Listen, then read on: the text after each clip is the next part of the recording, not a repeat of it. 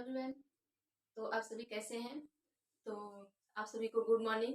बहुत दिन के बाद क्लासेस चल रही हैं, तो अब लगातार चलेंगी क्लासेस।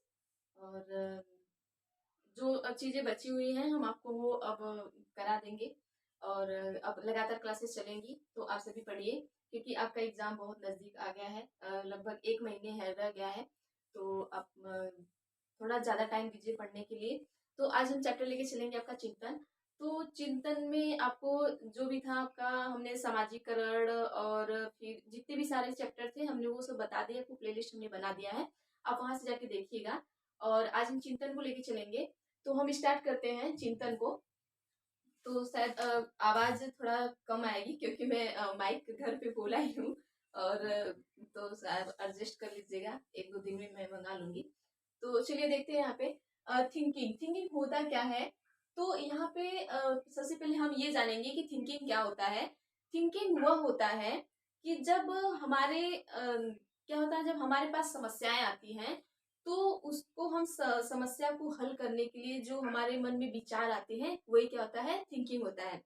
एक तरीके से ऐसे समझ लीजिए कि जैसे कि आपके अंदर अगर आपके पास कोई समस्या आ गई, ठीक है, आपके पास कोई समस्या आ गई, तो आप उस समस्या का हल ढूंढने के लिए क्या करेंगे कि आप विचार करेंगे कि हाँ मतलब इसको हम कहाँ से ढूंढे, क्या करें, कैसे करें। तो वो चीजें जब वो विचार हमारे अंदर आने लगते हैं तो वही हमारा विचार क्या होता है, वही हमारा विचार क्या कहलाता है, चिंतन कहलाता है। तो हमें ये नहीं पढ़ना है चिंतन का, इतना ज्यादा आपको पूछेगा नहीं, मतलब चिंतन चैप्टर नहीं का नहीं, मतलब जो हमने बताया कि चिंतन होता क्या है वो कभी नहीं पूछेगा कि चिंतन क्या होता है सीटेट आपका। लेकिन सीबीएसई वालों को भरोसा नहीं है, पूछ भी सकता है। तो यहाँ पे हम देखते हैं कि चिंतन हमने आपको बता दिया क्या होता है। अब देखते हैं टाइप ऑफ थिंकिंग, मतलब चिंतन के कितने प्रकार होते हैं। तो चिंतन के जो प्रकार होते हैं वो 2 प्रकार होते हैं। पहला होता है स्वलीन। पहला क्या होता है आपका, स्वलीन चिंतन होता है। देखिए इसमें 2 तरह के होते हैं, एक स्वलीन चिंतन होता है और दूसरा आपका क्या होता है, यथार्थवादी। तो हम इन दोनों चिंतन को देख लेते हैं, आपको उदाहरण के थ्रू देख लेते हैं कि स्वलीन चिंतन क्या होता है, यथार्थवादी चिंतन क्या होता है। तो हम सबसे पहले आते हैं स्वलीन चिंतन में। और स्वलीन चिंतन क्या होता है, तो यहाँ पे देखिए स्वलीन चिंतन होता क्या है। स्वलीन का मतलब अपने में स्वलीन, मतलब स्वयं में, मतलब अपने में क्या होना, लीन होना।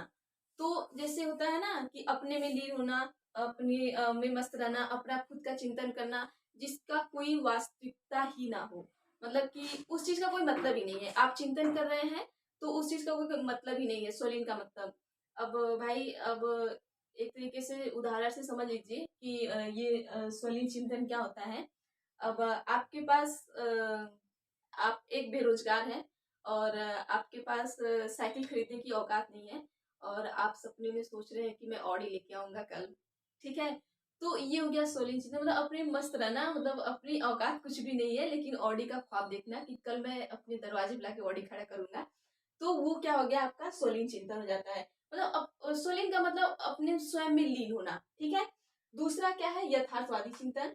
यथार्थवादी चिंतन क्या होता है कि ये सोलिन का जस्ट आप एक उल्टा समझ लीजिए कि ये क्या है, इसमें वास्तविकता होती है। मतलब आप जो सोचते हैं वो क्या होता है, रियलिटी होता है। मतलब एक तरीके से ये होता है रियलिटी कि जैसे कि अगर हम यहाँ पे सोच रहे हैं कि हमें हमारी औकात साइकिल की नहीं है या मेरी औकात साइकिल की है, तो हम वही तक सोचते हैं, ठीक है। ये नहीं सोचते कि नहीं हम ऑडी लेके आएंगे या फिर हम फॉर्च्यूनर लाके अपने घर पे खड़ा करेंगे। तो ये कौन सोचता है, ये सोलिन चिंतन वाले सोचते हैं कि हम ऑडी लाएंगे, फॉर्च्यूनर लाएंगे, भले से उनकी औकात, अब बेरोजगार की औकात तो साइकिल की भी नहीं है। साइकिल भी खरीदना हो तो घर वालों को घर वाले से पैसा लेके खरीदना पड़ता है। तो यहाँ पे यथार्थवादी में क्या है कि हमें पता होता है कि वास्तविकता क्या है हमारी, ठीक है। हमें पता है कि हम बेरोजगार हैं, तो हमारे पास साइकिल के लिए भी पैसे नहीं है। तो वो क्या होता है, यथार्थवादी चिंतन होता है, ठीक है। आप ये दोनों समझ गए। तो इसमें से देखिए स्वलीन चिंतन का आप यहीं पे छोड़ देंगे, इसका कुछ नहीं है, ठीक है। पढ़ना में क्या है, यथार्थवादी, टाइप ऑफ रियलिस्टिक थिंकिंग, ठीक है। तो आप यहाँ पे देखिए इसको याद कैसे करेंगे, स्वलीन चिंतन। स्वलीन मतलब खुद में लीन होना, ये यहाँ से आपने याद कर लिया, ठीक है। और दूसरा हम देखते हैं यथार्थवादी। यथार्थवादी ये है रियल, यहाँ पे देखिए रियलिस्टिक, इसका इंग्लिश है। तो आप ये रियल से याद करेंगे। यहाँ पे रियल मतलब जो वास्तविकता में जो इंसान जीता हो वही क्या करता है, यथार्थवादी चिंतन करता है। ठीक है, अब हम देखते हैं जो ये यथार्थवादी चिंतन होता है वो कितने प्रकार का होता है। ठीक है, टाइप ऑफ रियलिस्टिक थिंकिंग, तो ये आपका 3 प्रकार का होता है। ठीक, तो हम यहाँ पे लिख देते हैं, ये आप इसका स्क्रीनशॉट ले लीजिएगा, हम साइड में लिख देते हैं। ये 3 प्रकार का होता है। पहला होता है अभिसारी, दूसरा होता है अपसारी, और आपका तीसरा जो होता है वो क्या होता है, तीसरा आपका लिख लीजिएगा यहाँ पे, पहला दूसरा तीसरा। तीसरा जो आपका होता है लिख लीजिए, पहला अभिसारी, अभिसारी, दूसरा अपसारी,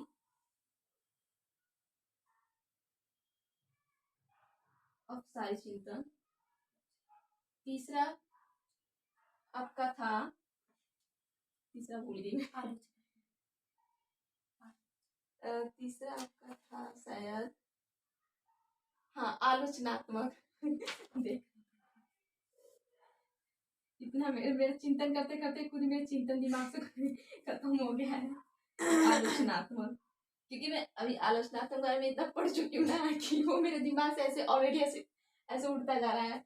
आलोचनात्मक, तो देखिए इसमें क्या होता है, अब देखिए इसे समझना है। ठीक है, आपको यथार्थवादी, जैसे आपको क्वेश्चन पूछ रहा है तो पूछ सकता है कि यथार्थवादी चिंतन है इसमें से, तो इसके टाइप क्या है आपके 3 है, अभिसारी, अपसारी और आलोचनात्मक। तो इसमें तीनों में से अगर कोई भी दे दिया तो ये आपके यथार्थवादी चिंतन है। ठीक है, आप ऐसे क्वेश्चन आपको दे सकता है।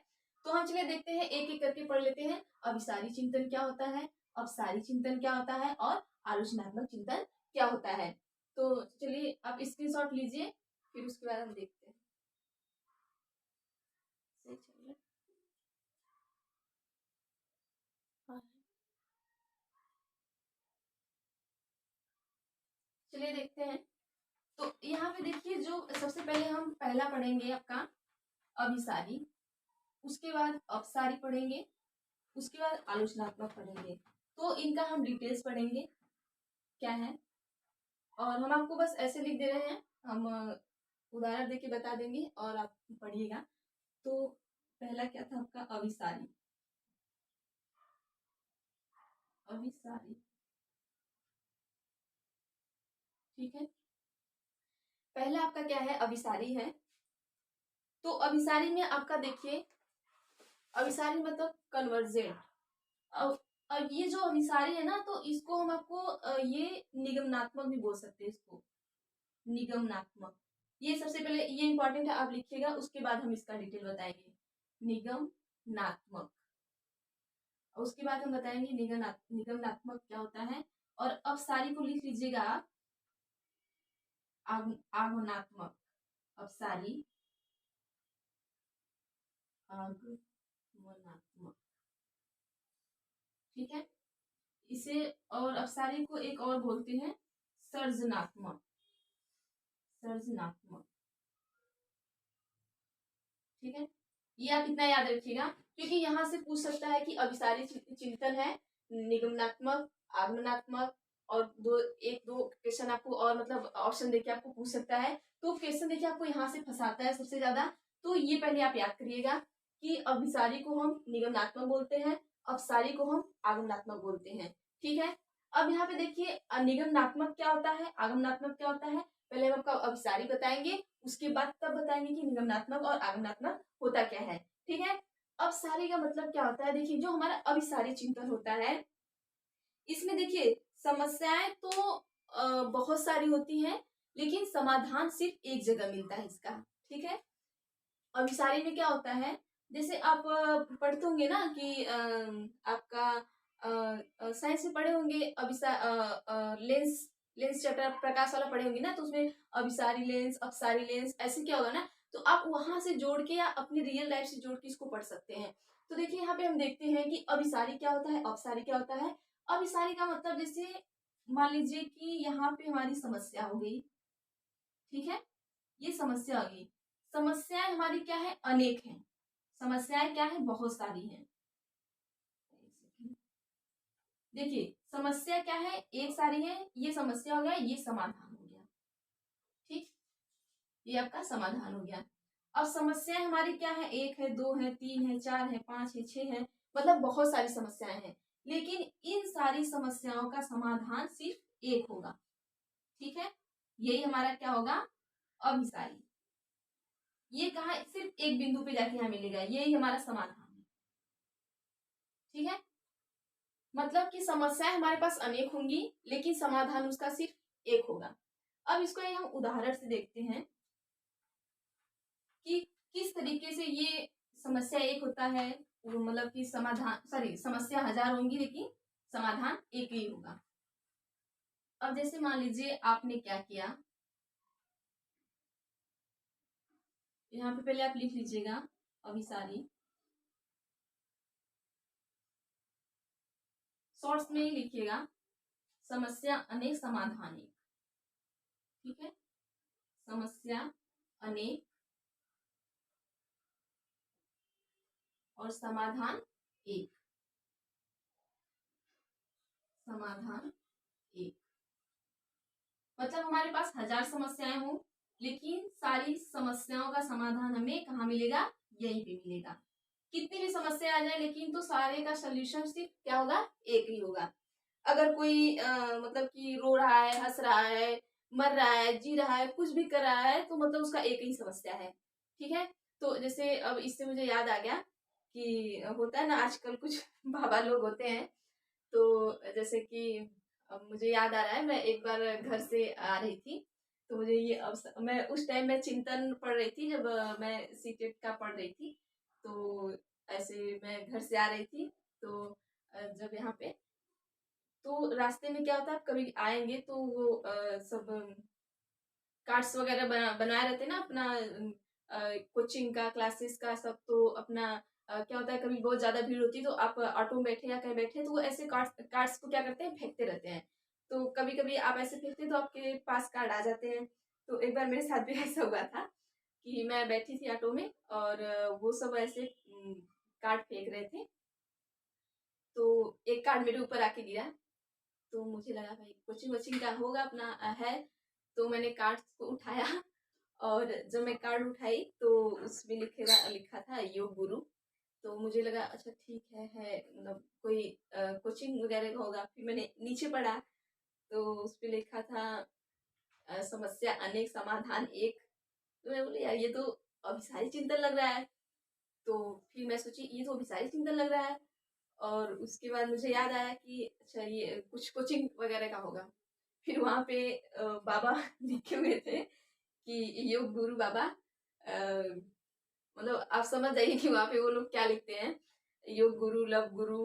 वो कहते हैं ना कि आपकी समस्या अनेक हो लेकिन समाधान एक ही होंगे, और गर्लफ्रेंड भाग गई हो, या फिर बीवी भाग गई हो, या वशीकरण करना हो, या फिर वो सब ऐसे कुछ लिखा था, आपका जायदाद लुट गया हो, सब आइए सिर्फ मतलब अनेक समस्याओं का समाधान एक है। तो मुझे याद है यार ये तो बड़ा अच्छा मतलब उदाहरण है कि योग गुरु के पास जाओ, मतलब हमारे पास अगर अभिसारी चिंतन है तो योग गुरु के पास जाओ और एक समाधान हो जाएगा आपका। कि मतलब वो ऐसे लिखते हैं ना कि मतलब आपके पास समस्याएं हजार है लेकिन तो समाधान एक है, तो उसी तरीके से हम समझ सकते हैं कि जो हमारा अभिसारी चिंतन होता है वहाँ समस्याएं तो हजार होती है लेकिन समाधान एक होता है। ठीक है, अब जस्ट ऐसे ही क्या होता है, अपसारी चिंतन होता है। सेकेंड हम देख लेते हैं अपसारी चिंतन। ये जो अपसारी चिंतन होता है, अब ये यहाँ से अभिसारी चिंतन आप लोग याद कर लीजिएगा योग गुरु का। अच्छा, इसमें मैं निगमनात्मक आपको बता देती हूँ। निगमनात्मक का मतलब है, ये इसको हम निगमनात्मक भी बोलते हैं। निगमनात्मक, निगमनात्मक का मतलब होता है, आप यहाँ ट्रिक से याद करिएगा, ये अलग से क्वेश्चन देता है, ये चिंतन भी ना देके आपको अलग से भी ये क्वेश्चन देता है। तो यहाँ पे निगमनात्मक, निगमनात्मक मतलब सबसे पहले यहाँ पे क्या बताया जाता है, नियम बताया जाता है। सबसे पहले क्या बताया जाता है, नियम। फिर उसके बाद उदाहरण देते हैं। अगर उदाहरण नहीं दिए तो नियम बता के आपको डायरेक्ट क्वेश्चंस को हल करा देते हैं। तो ये मैथ में बहुत ज्यादा यूज होता है। जैसे कि हम अगर नियम बता दिए और उसके बाद क्या किए, डायरेक्ट उसका हम आपको सोल्यूशन बताना स्टार्ट कर देते हैं। तो बस वही अभिसारी चिंतन है कि यहाँ पे समस्या तो बहुत है, ठीक है, समस्या तो बहुत है, लेकिन इसका समाधान क्या है, एक है।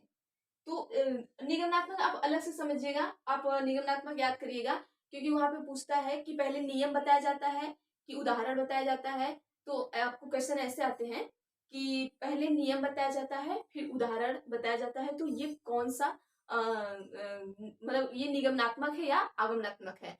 तो जब सबसे पहले नियम बताया जाए तब वो आपका निगमनात्मक रहेगा, और आगमनात्मक में सबसे पहले आपको क्या बताया जाएगा, ये देख लीजिए, फिर हम आगे चलते हैं। आगमनात्मक में सबसे पहले आपको उदाहरण बताया जाएगा।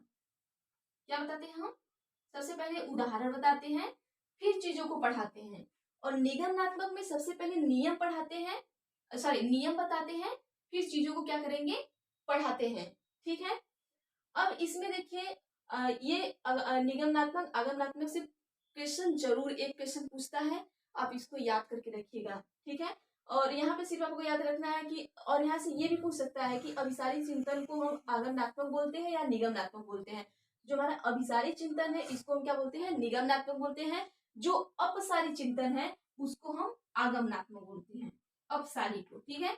अब देखिए आप इसको अपने दिमाग में याद कैसे रखेंगे, ठीक है।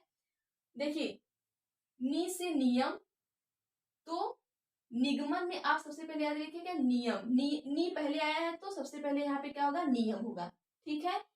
आग पहले आया है तो सबसे पहले आगे उदाहरण, ठीक है, आगे उदाहरण देंगे। नी सबसे पहले आया तो सबसे पहले नियम। देखिए यहाँ पे आपको एक याद हो गया नी, तो आप दूसरा भी आप उसको, दूसरा तो आप आराम से याद कर लेंगे। अगर आपको यहाँ पे नी मतलब नियम, तो मतलब निगमनात्मक में सबसे पहले नियम आएगा, क्योंकि ये बहुत कंफ्यूजन कर देता है ना बच्चों को, मतलब जब हम भी पढ़ते थे हमें भी बहुत कंफ्यूज होता है, पहले आगमनात्मक है निगमनात्मक है क्या है, तो ये बहुत कंफ्यूज कर देता है, समझ में नहीं आता। तो आप एक ट्रिक से याद करिएगा कि नी मतलब नियम और आ मतलब आगे क्या होगा, उदाहरण होगा, ठीक है। तो अभिसारी में क्या आएगा, निगमनात्मक आएगा। अब चलते हैं हम अपसारी चिंतन देखते हैं क्या होता है। अपसारी चिंतन जैसे देखिए हम लोग जैसे बच्चों के लिए होता है, ऐसे मतलब एक तरीके से समझिए हम जैसे साइकोलॉजिस्टों के लिए होता है, क्योंकि जो हमारा अपसारी चिंतन होता है वो, उसमें समस्याएं तो मतलब समस्याएं भी हजार होती हैं, उसके समाधान भी हजार होते हैं। अभी अभिसारी में क्या था कि आपकी समस्याएं हजार थी लेकिन उसका एक ही समाधान था, उसका ऐसा नहीं था कि हजार थे। लेकिन जो हमारा अपसारी है, अपसारी, अपसारी, इसको आप हम बोले इसको याद करिएगा, फिर से लिख देते हैं, आगमनात्मक, आगमनात्मक, और इसको सर्जनात्मक भी बोलते हैं। सर्जनात्मक मतलब जो बच्चे बहुत क्रिएटिविटी होते हैं, मतलब बहुत अच्छा करने वाले होते हैं, तो वो बच्चे इसमें आते हैं। जैसे हम लोग हैं, और पागल जैसे बच्चे जो आते हैं वो भी इसमें आ जाते हैं, समझ लीजिए। सबसे बड़ी साइको जो होती है वो भी इसमें आ जाते हैं। तो ये मजाक की बात है, उसको छोड़िए। इसमें ये क्या है ना, अब सारी आगमनात्मक, सॉरी यहाँ पे आगमनात्मक, आगमनात्मक में क्या होता है आपका, सबसे पहले उदाहरण होता है, ठीक है। और इसे हम क्या बोलते हैं, सर्जनात्मक भी बोलते हैं, ठीक है। आप इतने याद करिएगा, अपसारी को, आगमनात्मक और सर्जनात्मक, ये तीनों याद रखेंगे तो आप इसमें क्वेश्चन हल कर सकते हैं। जो मैं इसके बाद बताऊंगी उसका कोई मतलब नहीं है, आप बस इन्हीं तीन को याद रखिए, आप यहाँ पे क्वेश्चन हल कर पाएंगे, ठीक है। अब यहाँ पे देखिएगा, यहाँ पे क्या है कि यहाँ समस्याएं भी अनेक हैं और समाधान भी अनेक है।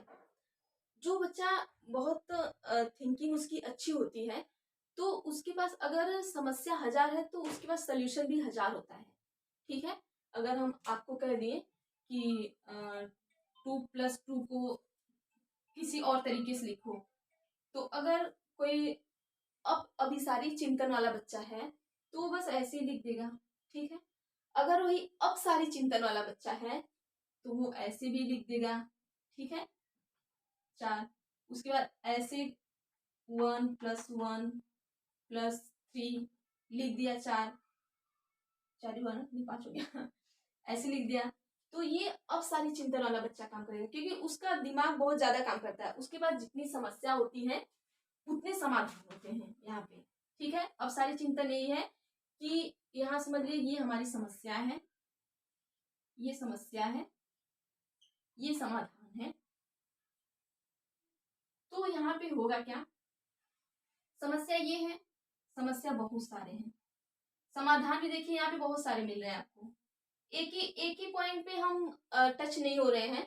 वहां पे क्या था, अभिसारी में क्या था, हम एक पॉइंट पे आके टच होते थे, यहाँ पे क्या है, सारे अलग अलग हैं।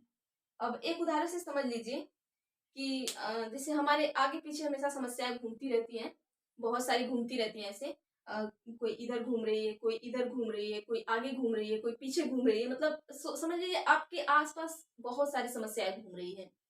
अब वहां पे आप करेंगे क्या, अब अगर नॉर्मली अभिसारी चिंतन वाला बच्चा रहा तो भाई उसका एक ही बेस रहेगा कि वो हाथ से सीधा सबको पकड़ेगा और आगे लाके भिड़ा देगा, समस्या खत्म। लेकिन जो जैसे हम लोग जैसे बच्चे थोड़े खुरापात दिमाग वाले रहेंगे, या फिर कुछ ऐसे आप लोग जैसे बच्चे रहेंगे, खासकर लड़कों जैसे, तो वो क्या करेंगे कि वो ऐसा नहीं करेंगे, उनको ऐसे मजा ही नहीं आएगा कि मतलब नहीं मतलब हम सबको ऐसे बस सीधा लाके टक्कर के भिड़ा दिए और सारी समस्याएं खत्म, यहाँ से हमारे आसपास कोई नहीं है। वो ऐसा नहीं करते हैं, उनको समस्या को अलग अलग तरीके से समाधान करने में उनको इतना मजा आता है ना कि क्या बताएं। बताए वो इधर वाला जो रहेगा उसको ऐसे मारेगा, इधर वाली समस्या जो रहेगी उसको ऐसे मारेंगे, आगे वाली जो समस्या रहेगी मतलब हाथ तो सेफ है ना, मार सकते हो ना हाथ से, लेकिन वो नहीं मारेगा, वो सोचेगा छोड़ो ये पुराना डायलॉग हो गया है, वो सर से टक करके मारेगा। पीछे वाली जो समस्या रहेगी उसको ऐसे करके पीछे से टक मारेगा, हाथ को नहीं छुएगा। तो मतलब आप यहाँ समझ लीजिएगा कि समस्याएं नई नई है तो समाधान भी नए नए यहाँ पे वो बंदा ढूंढता है, क्योंकि वहां पे अगर समाधान नए नए मतलब कि उसके दिमाग में हमेशा नई नई चीजें चलती रहती हैं, मतलब कि अगर समस्या अलग अलग आई ना तो समाधान भी अलग अलग, उसको लगता है ना ये पुराना हो गया है, पुराना वाला मतलब अच्छा नहीं है, मतलब थोड़ा नया नया ढूंढते हैं। और अभी सारी वाली क्या करेगा, पुराना वाला पे चलो हाथ से मारे तो हाथ से मारेंगे, तुमको पैर से नहीं मारेंगे। और जो अपसारी वाला होता है वो कहेगा कि हम तुमको पैर हाथ ढूंसा सबसे मारेंगे। तो वही होता है अपसारी में कि समस्या अलग अलग है तो हम क्या करता है बंदा, समाधान भी अलग अलग ढूंढता है, पुरानी चीजों पे वो नहीं चलता है। ठीक है, तो ये हो गया। अब सबसे मजेदार एक आने वाला है आपका आलोचनात्मक। तो चलिए हम देखते हैं आलोचनात्मक चिंतन क्या होता है। आप ये दो पढ़ लिए, ये यथार्थवादी का आपका चल रहा है। ठीक है, देखिए चीजों को आप अपनी लाइफ से जोड़ के पढ़िए तो वो चीजें ज्यादा बेटर आपको समझ में आएंगी। अभिसारी का समझ में आया आपको, अवसारी समझ में आया। अब अभिसारी में क्या था आपका, निगमनात्मक था। अवसारी में क्या था, आगमनात्मक था। और फिर अवसारी में एक और आपको क्या करना है, सर्जनात्मक याद करना है। ये तीन चीजें चार चीजें आप याद कर लेंगे तो मतलब आप चिंतन से क्वेश्चन हल कर सकते हैं। अब एक आलोचनात्मक चिंतन आता है। ठीक है, आलोचनात्मक, आलोचनात्मक। अब देखिए एक में तो था कि आपके चिंतन हजार है, समस्या एक है, मतलब वो आप याद रखिएगा, बाबा का जो होता है ना, लव गुरु योग गुरु जो भी होते हैं उनसे याद करिएगा, क्योंकि वो कहते हैं ना कि आइए हमारे पास, आपके पास हजार समस्या है, हमारे पास एक समाधान है। तो वो उनसे आप याद रखिएगा उनका। और फिर दूसरा आपका अपसारी हुआ। तो अपसारी में आप याद रखिएगा कि अनेक अनेक समस्याएं, हमारे जैसे बच्चे जो फालतू हैं, जैसे साइकोलॉजिस्ट टाइप के हैं, तो उनको एक समाधान से उनको नहीं सूझता है, वो अलग अलग समाधान करते रहते हैं। आपका वो हो गया। और तीसरा हम देखेंगे, तीसरा आपका क्या है, आलोचनात्मक। इसको हम बार बार भूल रहे हैं क्योंकि ये मतलब थोड़ा बहुत ज्यादा इंटरेस्टिंग है, तो आप पढ़िएगा। इसमें देखिए क्या है कि आलोचनात्मक का मतलब होता है कि अगर कोई घटना होगी, ठीक है, नॉर्मली हम आपको ऐसे बुक का बता रहे हैं, फिर हम आपको उदाहरण देते हैं।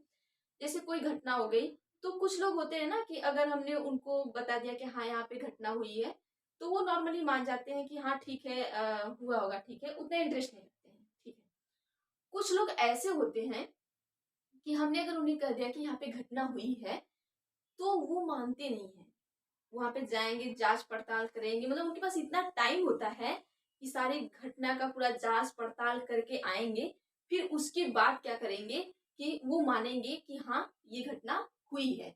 तो उसी को हम कहते हैं आलोचनात्मक चिंतन।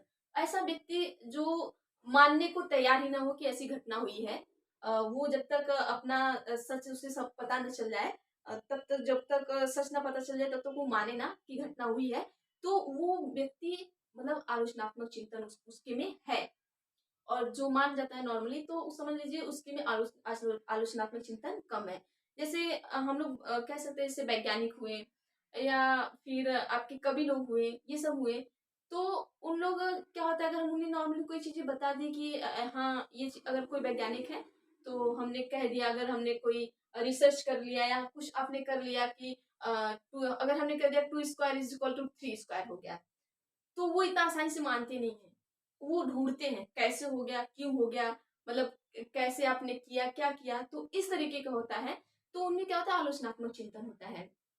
अगर हमने आपको ये कह दिया कि ये पेन है, इसको हमने पेंसिल बना दिया, तो अगर आपने नॉर्मली मान लिया कि हाँ ठीक है हो गया होगा, तो मतलब आप में आलोचनात्मक चिंतन कम है। अगर आपने नहीं माना, आपने इसकी जांच पड़ताल की कैसे ये मार्कर से कैसे पेन हो सकता है, पेन से कैसे पेंसिल बन सकता है, इसमें क्या हुआ है, कैसे हुआ है, तो ये सारी चीजें जब आप ढूंढते हैं तो मतलब आप में आलोचनात्मक चिंतन अच्छी है। ठीक है, तो यहाँ पे हम एक उदाहरण ले लेते हैं। आलोचनात्मक चिंतन लिख लीजिए। तो आलोचनात्मक चिंतन जो होता है ना, वो गांव की औरतों में सबसे ज्यादा अच्छा, मतलब क्या, मतलब आप उसका जवाब ही नहीं है कि उनके में कैसा आलोचनात्मक चिंतन होता है। आप वहां से याद रखिएगा। ये तो मैंने आपको नॉर्मल बता दिया, याद रखने के लिए मैं बता रही हूँ कि आप अगर गांव में चले जाइए और वहां पे आप देखिए कि होता है ना कि आप गांव चले जाइए कभी, आप डेली क्लासेस करने जा रहे हैं, ठीक है, गांव की औरतों में ना आलोचनात्मक मतलब चिंतन, मतलब इतना कूट कूट के भरा होता है कि आप यकीन नहीं कर सकते। तो आप जैसे आप गांव में जाइए, और गांव में जाइए क्या, मतलब आप अगर रहते हैं, आप क्लास करते होंगे, तो अगर डेली आपकी क्लासेस 1 बजे छूटती है और बगल वाली आंटी को पता है कि आप डेली 1 बजे क्लासेस से आ जाते हो, और कभी ऐसा हुआ कि आप 5 बजे क्लासेस से आइए और आंटी आपके दरवाजे पे आके बैठी हो, और उसके बाद आपके घर वालों से पूछ रही हो कि आज मतलब कि आज आज तो 5 बजे आ रहे हो, क्या बात है, तो घर वालों बोल देते हैं कि हाँ एक्स्ट्रा क्लासेस थी, कर लिया तो आ रहा है। अब आंटी वहां भी मानती नहीं है, पता है ना, वो करती क्या है कि वो जाएंगी पहले, अगर उनका बेटा या उनके बगल में कोई ऐसा है जो आपकी क्लास में पढ़ता है, पहले वहां पे जांच पड़ताल करेंगी कि भाई आज रोज तो 1 बजे आ जाता है, आज 5 बजे आ रहा है, क्लास थी क्या, तुम्हारी भी थी क्या। जब तक वो जांच पड़ताल करके पूरी तरह से उनको पता नहीं चल जाता है कि हाँ आपने क्लास करके आया है, आपने घूम के आया है, तब तक वो छोड़ती नहीं है। तो वो एक अभिसारी चिंतन उनके में इतना अच्छा होता है कि वो मानती नहीं है कि मतलब नहीं, रियलिटी में आपने क्लास करके ही आया है 5 बजे, अगर 1 बजे आप रोज आते हो, आज 5 बजे आए हो, तो आपने क्लास करके ही आया है। वो इतना ज्यादा जांच पड़ताल करती हैं, मतलब वहां से नहीं पता चला तो कहीं और से पता करेंगे, कहीं और से नहीं पता चला तो कहीं और से करेंगे, लेकिन उन्हें पता होना चाहिए कि आप 5 बजे क्यों आए हैं। तो वही चीजें होती है अभिसारी चिंतन में, आप वहां से मतलब आलोचनात्मक चिंतन में, कि आपका पूरा तरीके से जांच पड़ताल कर लिया जाएगा कि आप 5 बजे क्यों आए हैं, तभी वो मानेंगे कि हाँ आप क्लास में थे या नहीं थे। तो ये हमारा क्या होता है, आलोचनात्मक चिंतन होता है कि यहाँ पे एक बंदा होता है जो चीजों को नहीं मानता है, और एक होता है जो मान लेता है। जो आसानी से मान लेता है उसमें आलोचनात्मक चिंतन कम होती है, और जो आसानी से नहीं मानता है, चीजों की जांच पड़ताल करता है, घटना के बारे में पूरी जानकारी लेता है, वही क्या होता है, आलोचनात्मक चिंतन होता है। ठीक, अब यहाँ पे देखिए जो आपका आलोचनात्मक चिंतन है, इसके बाद इसमें भी कुछ आपके हैं, देख लेते हैं। चिंतन के कुछ सामान्य प्रकार होते हैं, वो देख लेते हैं। 3-4 है आई थिंक, देख लेते हैं। पहला है एक प्रत्यक्षात्मक चिंतन। प्रत्यात्मक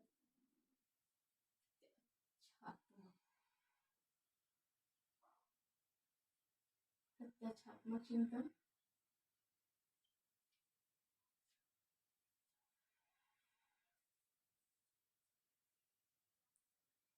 चलिए यहाँ पे देख लेते हैं। ये चिंतन के सामान्य से प्रकार है, कुछ हमने और को बता दिया, मतलब यथार्थवादी का बता दिया। इसमें से ये 4 और हैं जो प्रकार है, इसको हम देख लेते हैं फटाफट से। देखिए इसमें आपको क्या याद रखना है, इसमें भी आपको बहुत ज्यादा कुछ नहीं याद रखना है। इसमें नॉर्मली से चीज आपको याद रखना है कि प्रत्यक्षात्मक चिंतन क्या होता है, प्रत्यात्मक क्या होता है, काल्पनिक क्या होता है, तार्किक क्या होता है। इसके बारे में एकदम बहुत ज्यादा घुस के नहीं याद करना है, ठीक है। अब देखिए यहाँ पे क्वेश्चन कैसे पूछेगा आपको, जैसे प्रत्यक्षात्मक चिंतन ये आपका मूर्त चिंतन में आता है, ठीक है। तो यहाँ पे क्या होता है मूर्त चिंतन, प्रत्यक्षात्मक का मतलब है कि जब चीजें हमें सामने दिखाई दे और उसके बारे में हम चिंतन करें तो वो हमारा क्या होगा, प्रत्यक्षात्मक चिंतन होगा। मतलब हमें मूर्त रूप से, मतलब वो हमें दिखाई दे रही है। मतलब जैसे कि शेर है, शेर हमें सामने दिख रहा है, तब हम सोच रहे हैं कि ये हमें खा जाएगा या ये हमें मतलब कि हमारे पे अटैक करेगा, तो वो हमें सामने से दिख रहा है, तो हम तब चिंतन कर रहे हैं जब शेर हमें दिखा। ऐसा नहीं है कि जब हमें शेर नहीं दिखा तब हम सोच रहे हैं। जब हमें शेर सामने से दिखा तो हमें लगा कि हाँ ये मेरे पे अटैक करेगा, ये मुझे खा जाएगा, तो वो सामने से दिख रहा है, तो उसी को क्या कहेंगे, प्रत्यक्षात्मक चिंतन कहेंगे, या मूर्त रूप से हमें दिखाई दे रहा है, मतलब मूर्त चिंतन। तो आपको यहाँ पे देखिए क्वेश्चन कैसे पूछ सकता है कि प्रत्यक्षात्मक चिंतन को कहते हैं मूर्त चिंतन, अमूर्त चिंतन, ठीक है। तो क्या कहते हैं हम, मूर्त चिंतन कहते हैं। ये चीज यहाँ पे याद रखिएगा। देखिए क्वेश्चन जहां से पुटअप होता है आप उसी चीज को याद रखिए, ठीक है। ये सब बहुत ज्यादा उदाहरण उदाहरण तो हम दे ही देते हैं, उदाहरण आपको बस समझने के लिए है, लेकिन तो जब आपको पॉइंट याद रखने हैं तो आप यहाँ से पॉइंट याद रखिए। और प्रत्यात्मक चिंतन का मतलब है अमूर्त चिंतन। मतलब अमूर्त मतलब जो चीजें हमें दिखाई न दे, मतलब कि जैसे कि अब हमें शेर नहीं दिखाई दे रहा है, फिर भी हम उसके बारे में टेंशन ले रहे हैं कि शेर आता होगा, आएगा तो फिर हमारे पे अटैक करेगा, या फिर ऐसी चीजें जब वो हमें दिखाई नहीं दे रहा है तो भी उसके बारे में हम सोच रहे हैं, तो वही हमारा क्या होगा, अमूर्त चिंतन होगा, ठीक है। अब यहाँ पे क्या होगा, काल्पनिक चिंतन। काल्पनिक मतलब कल्पना करना, अपने मन में कल्पना करना कि हम यहाँ बैठे हैं, यहाँ से अमेरिका पहुंच गए हैं, अमेरिका से हम जर्मनी पहुंच गए हैं, जर्मनी से कहाँ पहुंच गए, मतलब अपनी जगह पे बैठे बैठे ही बहुत जगह घूम लेना, मतलब बैठे रहना रूम में और भ्रमण कर लेना हर जगह, वही हमारा काल्पनिक चिंतन होगा। और तार्किक चिंतन क्या होता है कि किसी चीज के बारे में तर्क करना, विचार विमर्श इस टाइप से करना, वही हमारा क्या होगा, तार्किक चिंतन होगा।